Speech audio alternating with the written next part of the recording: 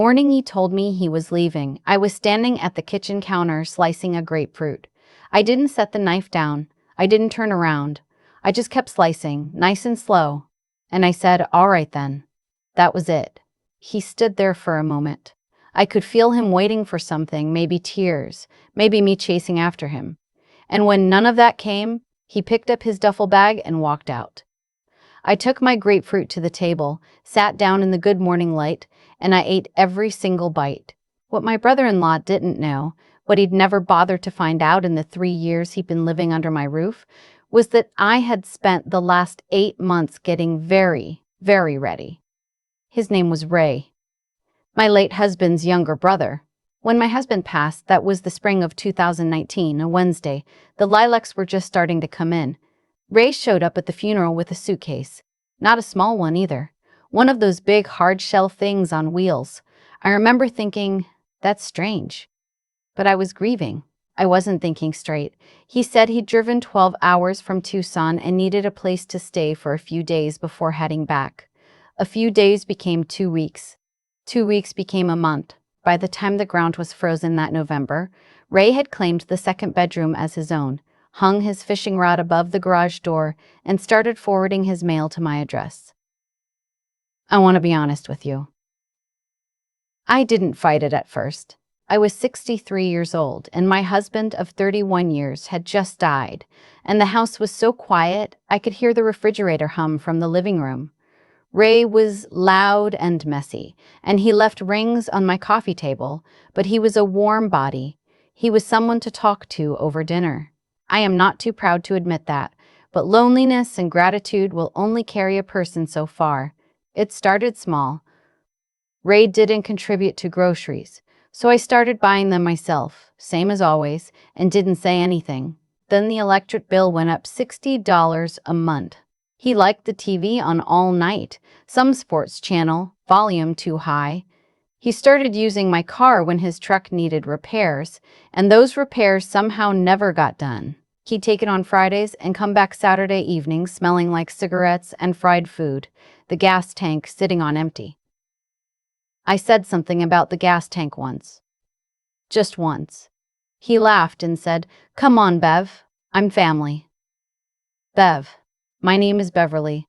My husband called me Bev. I let it go. Then my daughter Christine came to visit that October. She lives in Columbus with her husband and our 2 grandchildren, and she doesn't make it out to Western Pennsylvania often enough, but when she does, she pays attention. She walked through my front door, hugged me, looked around the living room, and said quietly, "Mom, why is his stuff everywhere?" I didn't have a good answer. She sat with me that night after Ray had gone to bed, at 9:30, on my couch with my good blanket, and she asked me careful questions. How much was he paying in rent? Nothing. Was he helping with utilities? No. Had he ever talked about finding his own place? Not seriously. Did I want him there? That question sat in the air for a long time. I said I didn't know, and Christine, who has her father's patience and her grandfather's stubbornness, said, "Mom, I don't know after 3 years means no." She was right. I knew she was right the moment she said it, but knowing something and being ready to act on it are 2 very different things, and I wasn't ready yet. I asked her for a little time. She made me promise I'd actually use it. I used it. I want you to understand something. I did not go looking for a fight. I did not march into the living room one afternoon and tell Ray Holbrook to pack his things. That is not how I was raised, and that is not how I operate. What I did was quieter than that. What I did took longer, and by the time Ray figured out what was happening, every single door had already been closed. The first thing I did was call a lawyer, not a fancy one, just a woman named Patricia Engel, who had an office above the hardware store in town and who had helped me with my husband's estate. I explained the situation. She explained something to me I hadn't fully understood. Because Ray had been living in my home for over 3 years, receiving mail there in Pennsylvania, he had established what's called a tenancy at will. That meant I couldn't just change the locks and be done with it. I had to give him written notice, 30 days. I was frustrated to hear that. I won't pretend otherwise. But Patricia was steady about it. She said, "Beverly, do it right. Do it right, and it sticks. Do it sloppy, and he has grounds to push back." So we did it right. The 30-day clock, however, would not start until I was ready to start it. And I had other things to do first. The bank was next. My husband and I had a joint checking account that, after he died, had simply stayed open with just my name on it. That part was fine. But Ray knew the name of that bank. He'd seen the statements on the counter. He'd once casually mentioned the balance, which meant he'd looked. I opened a new account at a different bank entirely, a credit union 30 minutes away, and moved my direct deposit over. I did not tell anyone I was doing this. Not Christine, not my neighbor Faye, not my book club ladies. Nobody. I also updated my will. That surprised even me a little, that I hadn't done it since my husband died. Ray wasn't named in it, never had been, but I wanted everything reviewed, everything clean. I sat in Patricia's office for 2 hours going through it all. The house, the savings, the small life insurance policy, the jewelry my mother left me. I left everything to Christine and, through her, to her children. I had Patricia witness it and notarized it the same day. After that, I went home and I moved my important documents. I had always kept things in a manila folder in the top drawer of the desk in the den, a desk Ray walked past every single day. Deed to the house. Car title, the will, Social Security card. I moved all of it to a fireproof lockbox I bought at the hardware store and drove to my daughter's house in Columbus to store it in her closet. Ray was out when I left. He was back before I returned. He never noticed I'd been gone. I felt, for the first time in 3 years, like I was breathing from the bottom of my lungs. The weeks that followed were strange. I went about my life normally. I made coffee in the mornings. I went to my water aerobics class on Tuesdays and Thursdays. I read on the porch in the evenings when the light was nice. Ray watched his sports and tracked mud in from the yard and once broke a mug that had been my mother's and said sorry in that way that means nothing. I let all of it go right past me. It was remarkable how easy it got once I knew I was almost out. Then Ray's truck broke down again. This time it wasn't a simple repair. The engine was going. He came into the kitchen one evening while I was making soup, and he leaned against the counter in that way he had, arms crossed, looking at the floor like he was working up to something. He said, "I need a favor, Bev."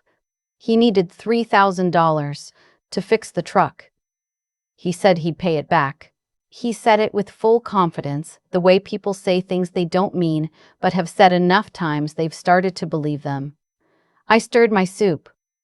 I said, "Ray, I can't do that." He looked at me. He was genuinely surprised. In 3 years, I had never said no to him directly. I had worked around him, absorbed the cost of him, grown quiet around him, but I'd never said that word out loud. "Can't or won't," he said. "Both," I said. He pushed off the counter. He said, "You know, I've been here for you. Since Richard died, I've been here. I want to be honest with you again. That one landed. Richard was my husband, and Ray was there in his careless, inconvenient way, and I'd been glad for it once." I looked at him for a moment and I said, "I know, and I'm grateful for that, but I can't lend you the money." He didn't speak to me for 3 days after that. Honestly, it was the best 3 days I'd had in years. He came around eventually. He always did. But something had shifted. He started looking at me differently, the way a person looks at a chair they always thought was sturdy when they first notice a wobble. I didn't say anything. I let him look. A few weeks later, I served Ray his 30-day notice. Patricia had written it up proper, on legal letterhead, with the date and the address, and the language that meets Pennsylvania's requirements. I set it on the kitchen table in the morning, next to his coffee cup, and went to my water aerobics class. When I came home, it was still there. He'd read it. I could tell it had been moved and set back down, but he hadn't taken it anywhere, as if leaving it on the table meant it wasn't real. I put it in an envelope that afternoon and had Faye witness me handing it to him directly. Patricia had advised me to have a witness. I had a witness. Ray went quiet in a way I hadn't seen before. He sat in the recliner, my recliner, the one Richard used to sit in to watch the news. And he held the envelope and he said, "Are you serious?" It wasn't even a question, more like a word he needed to say out loud. "I am," I said. "You have 30 days, Ray. That's a fair amount of time." He tried several things over the next few weeks. He went through a phase of being helpful, taking out the trash without being asked, fixing the loose hinge on the screen door, offering to drive me to the pharmacy. I thanked him each time and said nothing else. He tried guilt, "I don't have anywhere to go," which turned out not to be true. He had a buddy in Erie who'd offered him a room more than once. He tried anger, not loud, not threatening. Just that cold kind of silence men like him use when they want you to feel like you've done something wrong. I have outlived a husband. I have raised a child alone for 2 years when he was sent overseas. I have buried my mother and my sister and my best friend since the 4th grade. Cold silence doesn't do much to me anymore. On the 29th day, Ray moved his things into a storage unit in town. He had, in fact, called his friend in Erie. On the morning of the 30th day, he came downstairs with his big hard-shell suitcase. The same one he'd arrived with, I think, because I recognized a duct tape patch on the top left corner, and he put it by the door. I was in the kitchen. I offered him a cup of coffee. He took it. We sat for a few minutes without talking, and then he said, "You know, I thought we were family." I said, "We are family, Ray. But family doesn't mean free." He nodded slowly. He didn't have anything to say to that. I walked him to the door. He picked up his suitcase. He went to the truck, the one he managed to get repaired somehow without my $3,000, and he put the suitcase in the bed. He got in. He didn't wave. I stood on the porch and watched him pull down the driveway and turn left onto the county road, and when he was gone, I went inside and I stood in the middle of my living room and I looked around at it. The indent in the recliner where he always sat, his mug on the dish rack, the faint smell of the oil he put in his hair, still hanging in the air a little. I picked up the mug and put it in the trash. Then I moved the recliner back to where it belonged, facing the window instead of the TV, the way Richard always had it, so you could see the yard while you sat. I called Christine that afternoon. She answered on the second ring. When I told her, she was quiet for a moment, and then she said, "Mom, how do you feel?" I thought about it. I looked out at the yard, at the dogwood that was just starting to bud, even though it was only late March, and I thought about the question honestly. "I feel like I'm in my house," I said. "For the first time in a long time, I feel like it's actually mine." She cried a little. I didn't. I was past that part. That was 14 months ago. Ray has called twice. Once to ask if I'd found a jacket he left behind. I had. I donated it to the church rummage sale. And once, more recently, with a vague message about just checking in, that I did not return. I bear him no particular ill will. He took advantage of a woman who was grieving and too tired to say stop, and that is on both of us. But I stopped, eventually. I said stop. My neighbor Faye asked me once, after it was all over, whether I felt bad about how it ended, whether I thought I'd been too hard on him. I had to think about that too. What I landed on was this. I was not too hard on Ray. I was not hard enough, and for too long. 3 years of not hard enough. That is the part I would change if I could. Not the ending. Never the ending. I am 66 years old. I live alone in a house my husband and I bought in 1987 when the carpet was orange and there was wood paneling in the hallway that took us 2 full weekends to pull down. I planted the dogwood in the front yard this spring. Christine turned 10. I know where the deed is. I know where my will is. I know exactly what is in my account and exactly whose name is on it. Mine. Just mine. And on quiet mornings when the light comes in right and I'm drinking my coffee in the chair by the window, looking out at the yard the way Richard always did, I am so at peace it almost surprises me. Not happy surprised. Just settled.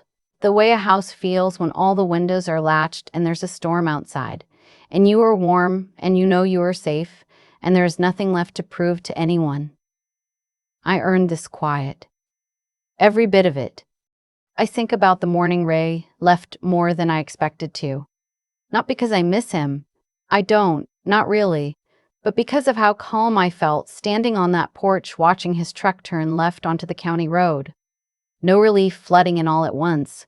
No shaking hands, no tears. I'd been holding back, just quiet. The ordinary kind, like after a long rain finally stops. That calm didn't come from luck. It came from the 8 months I spent, one careful step at a time, making sure I would be standing on solid ground when that morning finally arrived. I think that matters. I think the choices we make before a crisis hits are the ones that determine who we are inside it.